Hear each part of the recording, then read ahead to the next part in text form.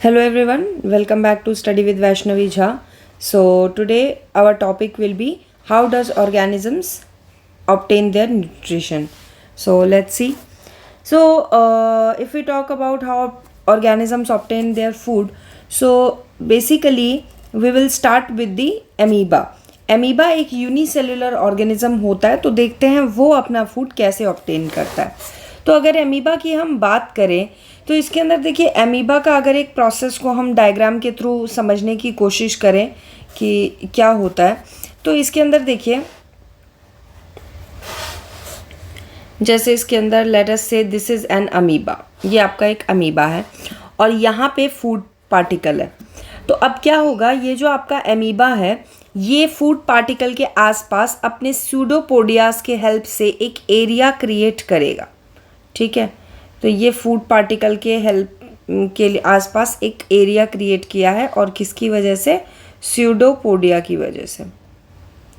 अब क्या हुआ, एरिया क्रिएट हो गया। अब उस एरिया से क्या होगा, ये जो फूड पार्टिकल है ये पूरी तरीके से एनक्लोज्ड हो जाएगा कुछ इस तरीके से। यहाँ पे ये फूड पार्टिकल है और ये आपका अमीबा हो गया। तो ये पूरी तरीके से food is enclosed now in the with in the pseudopodia. ठीक है, तो फूड इज एनक्लोज्ड, फूड हमारा एनक्लोज्ड भी हो चुका है। अब फूड एनक्लोज्ड होने के बाद क्या होगा, ये जो फूड है ये जो आपका ये जो सर्कल बना है ये किसके आ जाएगा, ये फूड वैक्यूल के जगह ले लेगा। तो फूड वैक्यूल के अंदर जो है by the process of diffusion आपका ये फूड जो है वो चला जाएगा। So this is now food vacuole and इसके अंदर अभी फूड एंटर कर चुका है। अब फूड एंटर कर चुका है और अब ये फूड जो है इसकी बॉडी में ब्रेक डाउन होकर डाइजेस्ट हो जाएगा और सेम ही प्रोसेस के थ्रू जो इसकी बॉडी में फूड है वो बॉडी से बाहर भी आ जाएगा। तो अमीबा का बहुत ही सिंपल रहता है, वो फूड लेता है through the process of diffusion और सेम ही प्रोसेस अगर वेस्ट भी इजेक्ट आउट करना होता है तो वो भी through the process of diffusion only. But इसका ये एक सीक्वेंस रहता है और स्यूडोपोडिया का इसमें एक इम्पॉर्टेंट रोल रहता है। तो इस चीज़ को अब देखते हैं क्या लिखा हुआ है हमारे नोट्स में। Pseudopodia food is taken by the amoeba, then after that food gets digested by the food vacuole, food जो है वो फूड वैक्यूल द्वारा डाइजेस्ट किया जाता है and then undigested food moves out of the cell and is thrown out of the cell. तो उसके बाद अनडाइजेस्टेड फूड जो है वो डिफ्यूज, और ये सारा काम जो है ये किस प्रोसेस से होता है, हम उस प्रोसेस को कहते हैं डिफ्यूजन। ये सारा का सारा प्रोसेस होता है डिफ्यूजन से। So this is it. Then coming to next topic which is nutrition in human beings या animals, आप कह सकते हैं कि animals में nutrition किस तरीके से होता है। तो देखिए न्यूट्रिशन अगर हम एनिमल्स में समझें तो इसको हम एक चार्ट बना के समझने की कोशिश करेंगे ताकि थोड़ा हमें पहले समझ आ जाए, उसके बाद हम उसको रीड। तो हम एक चार्ट बना लेते हैं यहाँ पे और इस चार्ट में हम कुछ कॉलम्स लेंगे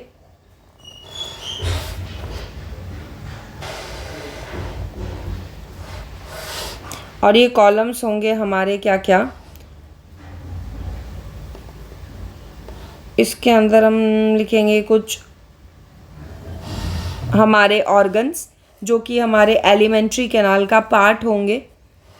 देन उसके बाद हम देखेंगे कि उन ऑर्गन्स के अंदर कौन से एंजाइम्स जो हैं वो रिलीज़ होते हैं, तो we will name the enzymes and last but not the least हम उनके फंक्शंस देखेंगे कि ये एंजाइम्स फंक्शन क्या करते हैं, काम क्या करते हैं।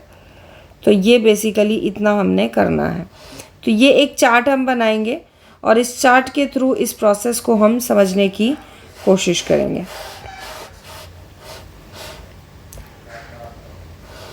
तो इसके अंदर हम लिख लेते हैं organ, then after that enzymes,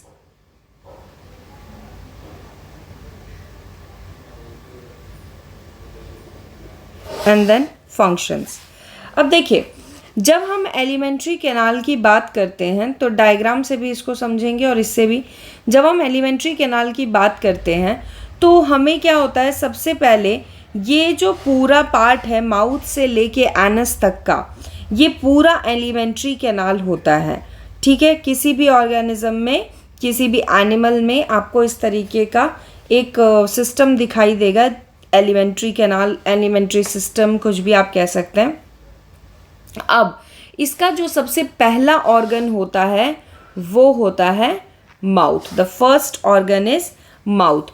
तो पहला ऑर्गन जो है वो माउथ होता है। अब आपने जो फूड लिया है, ठीक है, जो फूड आपने इंजेस्ट किया है, इनटेक किया है, वो फूड माउथ में गया है।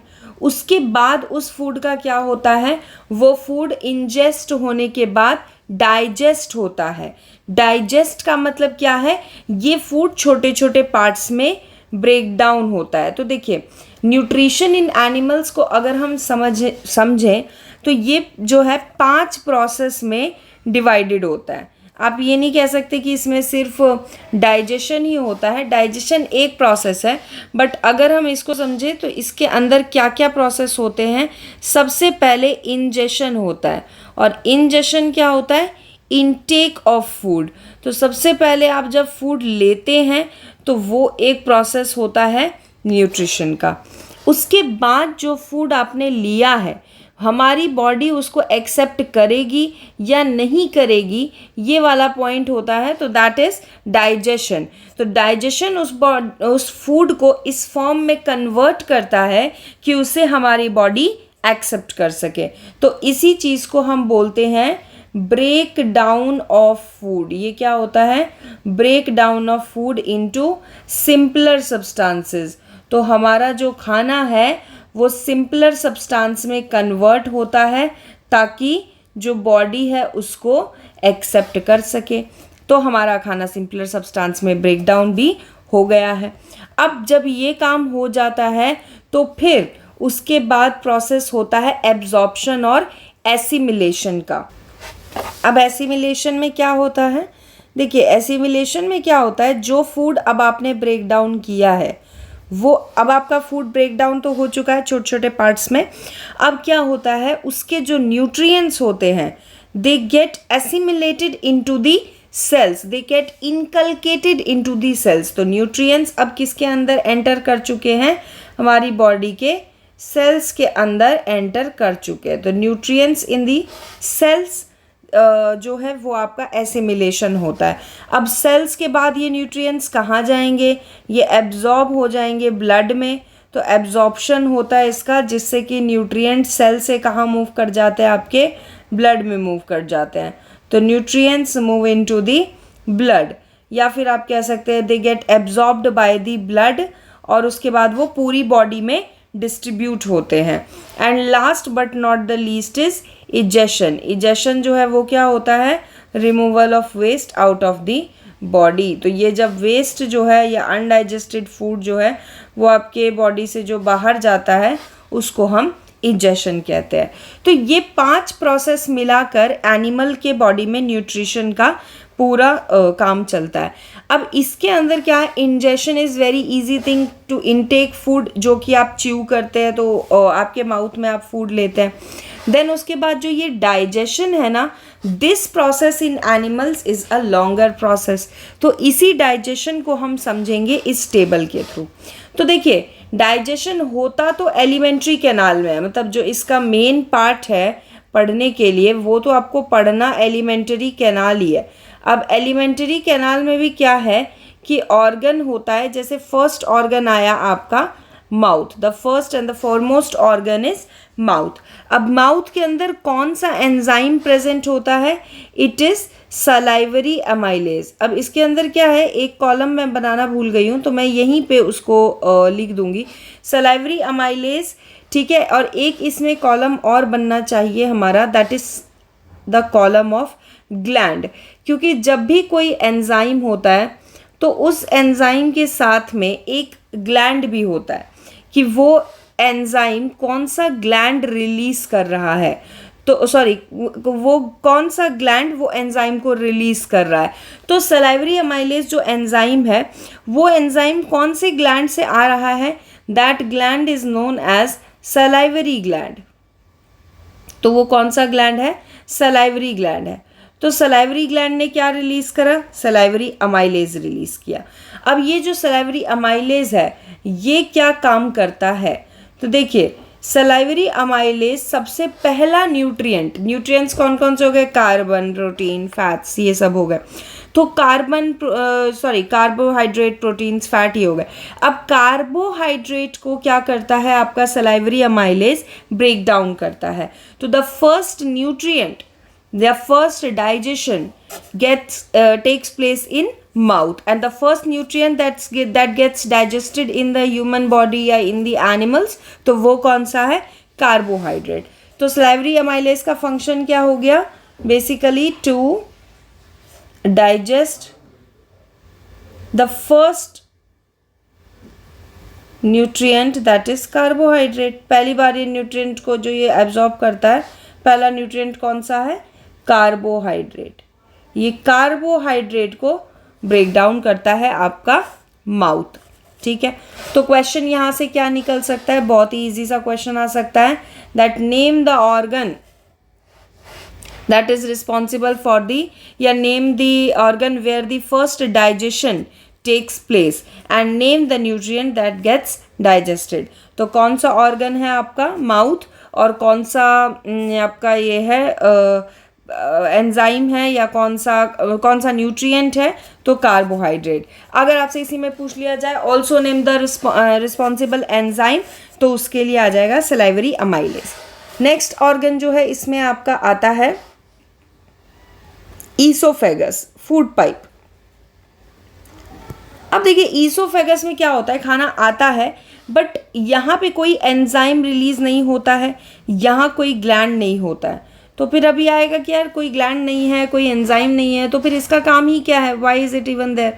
तो क्या होता है ईसोफेगस में, ईसोफेगस का एक बड़ा इंपॉर्टेंट काम हो जाता है। ईसोफेगस जो है वो आपका क्या करता है, वो फूड को डाइजेस्ट नहीं करता है, वो फूड को बेसिकली पास करता है। क्या करता है, वो फूड को पास करता है। तो ईसोफेगस आपके फूड को पास करेगा ताकि वो फूड आपके माउथ से पहुंच जाए आपके स्टमक में। तो बस ये खाने को पहुंचाने का काम करता है। Here no digestion takes place, यहाँ पे डाइजेशन होता ही नहीं है। तो पहली चीज़ तो यही हो गई, here no digestion takes place. और दूसरी चीज़, यहाँ पे एक बड़ा इम्पॉर्टेंट, डाइजेशन तो नहीं होता बट यहाँ पे एक बड़ा इम्पॉर्टेंट सा मूवमेंट होता रहता है जिसे हम कहते हैं पेरिस्टाल्टिक मूवमेंट। अब इस पेरिस्टाल्टिक मूवमेंट को समझते हैं कि पेरिस्टाल्टिक मूवमेंट क्या होता है। देखिए क्या होता है आपका, जैसे आप सपोज कीजिए कि कोई पाइप है आपके पास में, और किसी पाइप में आपको किसी, जितना उसका पाइप का डायमीटर है आपको उतना ही बड़ा आपके हाथ में बीड है, और आपको पाइप में वो बीड डालनी है। तो अब आप क्या करेंगे, थोड़ा सा प्रेशर लगा के आप वो बीड डालेंगे, ठीक है। अब थोड़ा अंदर चला गया, अब आप पाइप के उस एरिया को क्या करेंगे, प्रेस करेंगे, बीड थोड़ा नीचे खिसकेगा। फिर उसके बाद जैसे नीचे आ गया बीड, अब आप वहाँ पे प्रेस करेंगे ताकि बीड थोड़ा और नीचे आ जाए। फिर आप नीचे और प्रेस करेंगे ताकि बीड थोड़ा और नीचे आ जाए। बस यही जो रिदमिक कॉन्ट्रैक्शन और रिलैक्सेशन है, इसी को हम पेरिस्टाल्टिक मूवमेंट कहते हैं। जब हम फूड को स्वॉलो करते हैं तो हमने फोर्स दे दिया कि खाना जो फूड पाइप के स्टार्टिंग में एंटर कर चुका, जैसे हमने फोर्स डाल के बीड को पाइप के अंदर डाला था। अब उसके बाद पेरिस्टाल्टिक मूवमेंट होता है, अपने आप रिदमिक कॉन्ट्रैक्शन और रिलैक्सेशन होता है। Rhythmic contraction and relaxation, contraction and relaxation होता है किसका, फूड पाइप का। और ये जो रिदमिक कॉन्ट्रैक्शन और रिलैक्सेशन है फूड पाइप का, इसके कारण खाना जो है वो माउथ से स्टमक में पहुंच पाता है। To pass the food to the stomach, to pass the food to the stomach. तो खाना कहाँ पहुँच गया, अब स्टमक में पहुँच गया पेरिस्टाल्टिक मूवमेंट की मदद से।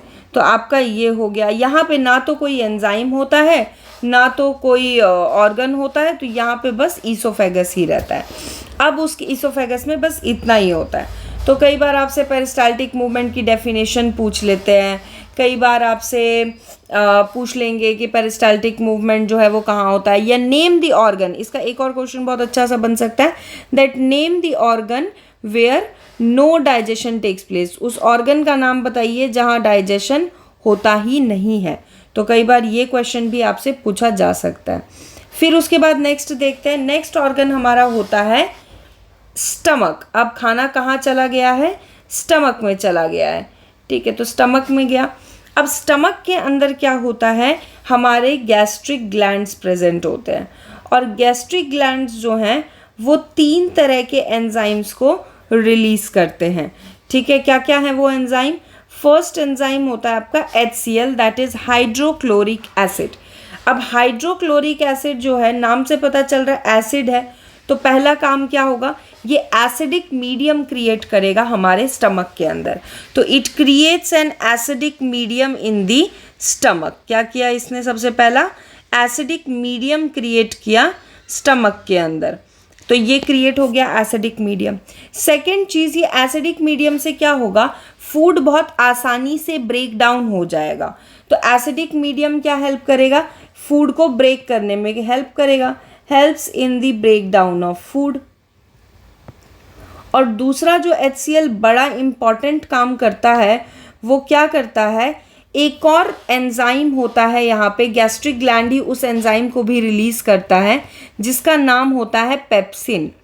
तो बस गैस्ट्रिक ग्लैंड क्या करता है, HCl क्या करता है गैस्ट्रिक ग्लैंड के अंदर, ये जो एंजाइम है ना पेप्सिन, ये डीएक्टिवेटेड होता है, तो इसको एक्टिवेट करने का काम आपका HCl करता है। तो it is responsible for the activation of pepsin.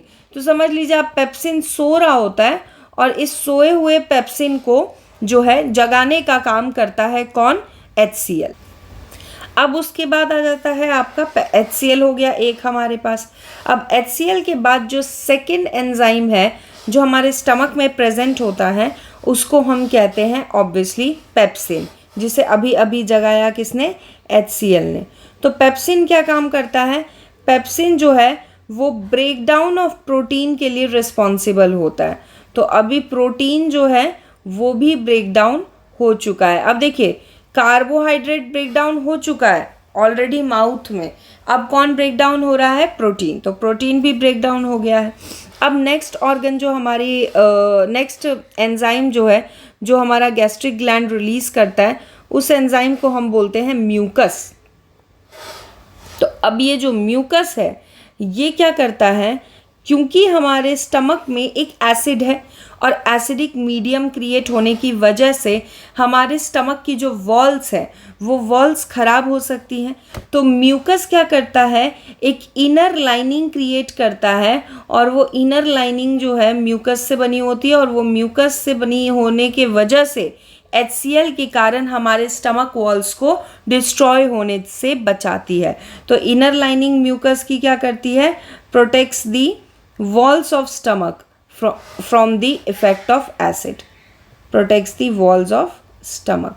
तो स्टमक की वॉल्स को प्रोटेक्ट करती है एसिड के बैड इम्पैक्ट से।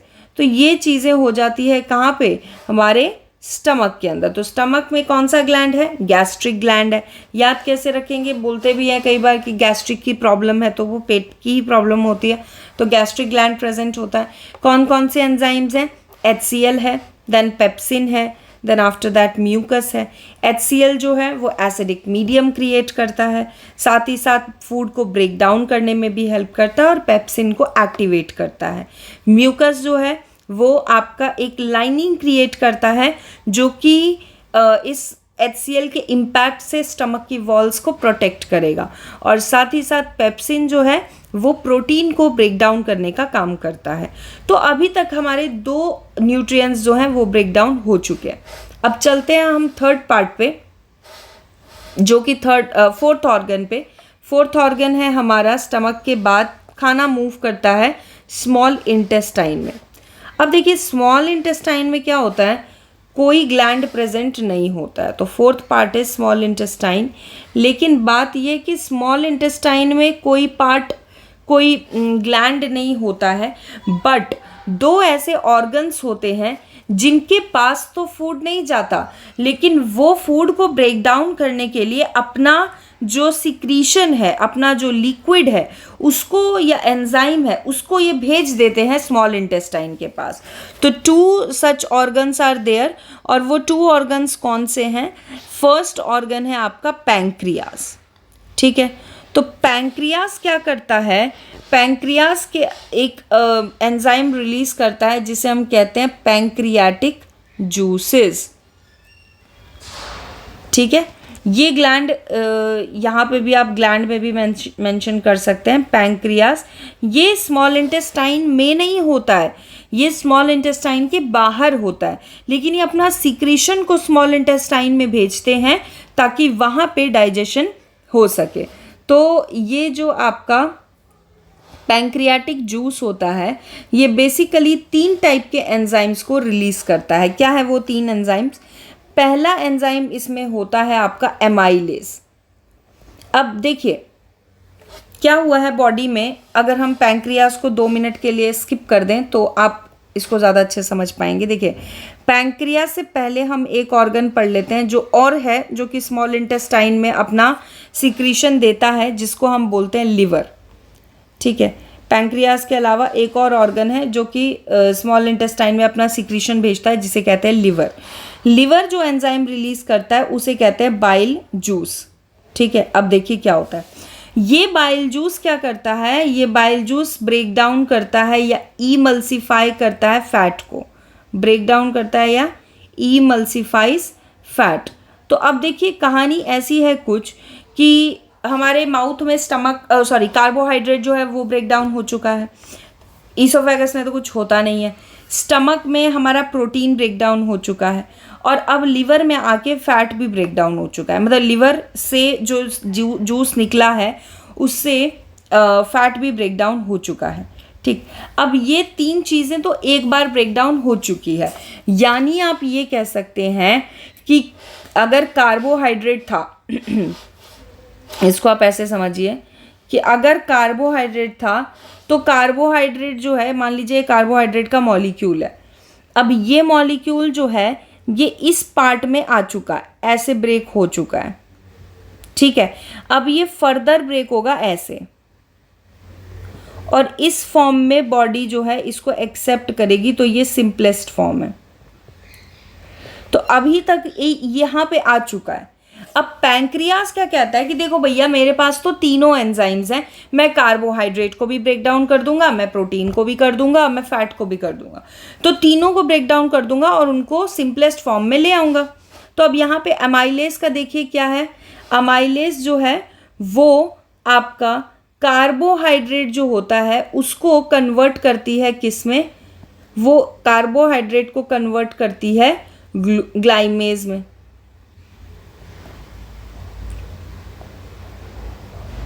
या ग्लूकोज में, ग्लूकोज लिख लीजिए। कार्बोहाइड्रेट को किस में कन्वर्ट कर रही है? शुगर में, ग्लूकोज में कन्वर्ट कर रही है। उसके बाद आपका आ जाता है फैट्स। फैट जो है वो किस में कन्वर्ट कर रहा है? जो एंजाइम का नाम है वो होता है लाइपेज। तो लाइपेज जो है वो क्या कर रहा है? लाइपेज कन्वर्ट कर रहा है फैट को फैटी एसिड में और ग्लिसरॉल में। तो फैट भी सॉर्टेड हो गया, सिंपलेस्ट फॉर्म में आ गया। एंड जो आपका ट्रिप्सिन होता है वो जो है प्रोटीन को कन्वर्ट कर रहा है एमिनो एसिड में।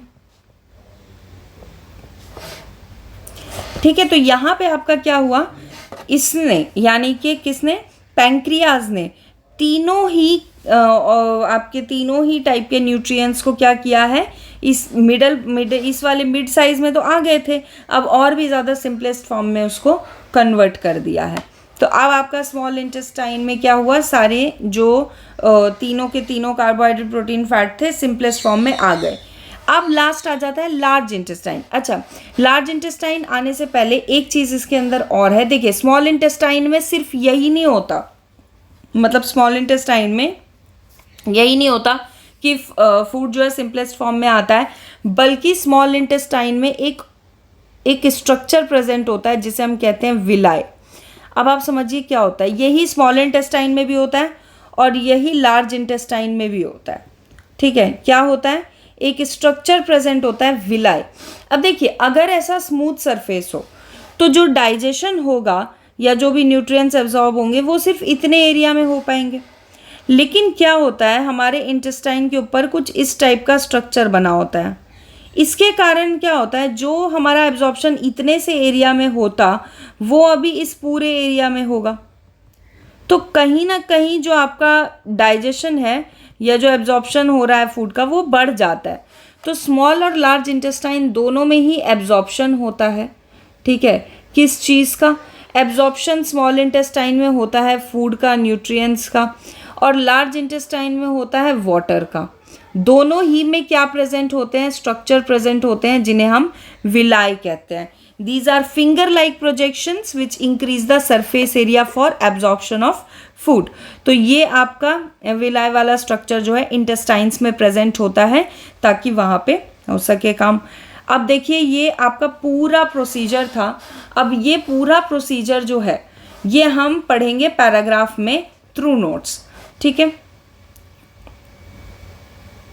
अब देखिए इसके अंदर हो गया ये, the food is taken in to the mouth, a watery fluid present in the mouth mixes the food well and digest carbohydrate. तो क्या करता है, जो हमारी बॉडी में वाटरी फ्लूइड है, और वो वाटरी फ्लूइड कौन सा है, वो वाटरी फ्लूइड है हमारा सलाइवा। तो जो सलाइवा है वो क्या हुआ है, हमारे माउथ में प्रेजेंट है और उसने फूड को डाइजेस्ट कर दिया है। फूड में किसको डाइजेस्ट किया है, कार्बोहाइड्रेट को। और ये जो कार्बोहाइड्रेट, ये जो सलाइवा है, ये कौन से ग्लैंड में है, सलाइवरी ग्लैंड में। और ये कौन सा एंजाइम क्रिएट कर मतलब कंटेन करता है, सलाइवरी अमाइलेज। देन उसके बाद शुगर जो है वो स्मॉल पार्ट्स में ब्रेक डाउन हो चुका है। तो आगे चलते हैं। The food is force down to the food pipe. अब स्वॉलो किया हमने, फूड पाइप में खाना चला गया। फूड पाइप में क्या होता है, पेरिस्टाल्टिक मूवमेंट होता है। पेरिस्टाल्टिक मूवमेंट क्या होता है, rhythmic contraction of food pipe होता है ताकि फूड जो है कहाँ तक पहुँच सके, स्टमक तक पहुँच सके। देन स्टमक एक बहुत लार्ज ऑर्गन होता है जिसमें एक्सपैंड करने की कैपेसिटी होती है जब फूड एंटर करता है। तो इसकी जो वॉल्स होते हैं ये फूड को मिक्स करते हैं। क्योंकि क्या होता है, जैसे ही खाना एंटर करता है स्टमक में तो क्या होता है, यहाँ से ढक्कन बंद हो जाता है, यहाँ से ढक्कन बंद हो जाता है, और अंदर जो है मिक्सी की तरह खाना चर्न होता है। जैसे मिक्सर ग्राइंडर में होता है वैसे चर्न होता है फूड इसके अंदर। अब क्या होता है, अब इसमें क्या होता है, HCl जो है वो क्या करता है, फूड को छोटे छोटे पार्ट्स में ब्रेक डाउन करता है, एक एसिडिक मीडियम क्रिएट करता है, और साथ ही साथ पेप्सिन एंजाइम को एक्टिवेट भी करता है। म्यूकस जो है वो एक इनर लाइनिंग क्रिएट करता है जो कि एसिड के इम्पैक्ट से हमारे स्टमक की वॉल्स को प्रोटेक्ट करती है। देन पेप्सिन जो है वो प्रोटीन को छोटे छोटे पार्ट्स में ब्रेक डाउन करता है। देन फूड जो है वो एग्जिट करता है फूड से जब भी स्फिंक्टर मसल स्टमक के एंड के ढक्कन को बोलते हैं, वो ढक्कन खुलता है, फूड मूव करता है स्मॉल इंटेस्टाइन के अंदर। अब स्मॉल इंटेस्टाइन के अंदर फूड ने मूव करा तो क्या हुआ, हेयर कंप्लीट, अब यहाँ पे कंप्लीट डाइजेशन होता है, यानी कि फूड जो है आप सिंपलेस्ट फॉर्म में आ जाएगा। तो अब आप देखिए यहाँ पे क्या क्या हो रहा है, जो आपका कंप्लीट डाइजेशन है वो किन दो ऑर्गन्स के हेल्प से होगा, लिवर और पैंक्रियास की हेल्प से। सबसे पहले लिवर जो है वो बाइल जूस उसमें से रिलीज होता है जो कि इमल्सीफाई करता है फैट को, यानी फैट को ब्रेक डाउन करता है। और जो आपका पैंक्रियाज है वो पैंक्रियाटिक जूसेस रिलीज करते हैं जिसके अंदर क्या क्या प्रेजेंट है, जिसके अंदर प्रेजेंट है अमाइलेज, आपका ट्रिप्सिन और साथ ही साथ ये लाइपेज। तो प्रोटीन्स के लिए कौन सा एंजाइम हो गया, ट्रिप्सिन।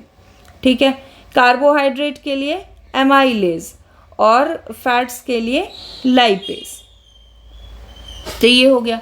अब जो इनर लाइनिंग है स्मॉल इंटेस्टाइन की वो क्या कंटेन करती है, वो कंटेन करती है विलाई, फिंगर लाइक प्रोजेक्शंस, जिन्हें हम क्या कहते हैं, विलाई कहते हैं। और इसकी वजह से इंक्रीज होता है surface area for the absorption of food. तो क्वेश्चन बहुत ही सीधा सा बनता है कि भैया विलाई क्या है, विलाई का फंक्शन क्या है, ये आपसे पूछा जा सकता है, उसका सिग्निफिकेंस क्या है। विलाई जो होते हैं उसके अंदर ब्लड वेसल्स भी होते हैं, तो ब्लड वेसल्स होने की वजह से क्या होगा भैया, जो खाना गया है विलाई के अंदर एब्जॉर्ब हुआ है वो ब्लड तक पहुंच पाएगा। Last but not the least, the undigested food is sent into the large intestine, जहाँ पानी एब्जॉर्ब होता है और आपका फूड जो है वो पूरे तरीके से डाइजेस्ट हो चुका है। लास्ट में लार्ज इंटेस्टाइन में फूड एब्जॉर्ब हो जाता है, फिर इजेशन हो जाता है अनस के थ्रू। तो ये पूरा प्रोसेस होता है किसका, डाइजेशन का। अब इस डाइजेशन के अंदर देखिए कुछ हमारे क्वेश्चंस बनते हैं जो कि मैंने आपको बताए, और अब उन क्वेश्चंस को मैं यहाँ पे लिस्ट कर दूंगी ताकि आपको पता चल जाए कि क्या क्या क्वेश्चन आ सकते हैं। तो कुछ क्वेश्चन है यहाँ पे, जैसे पहला क्वेश्चन है, पहला organ that gets digested in animals that is carbohydrate.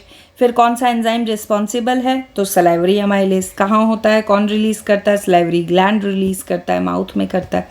Then उसके बाद कौन सा ऑर्गन जहाँ पे डाइजेशन नहीं होता है but plays a very important role, that is oesophagus.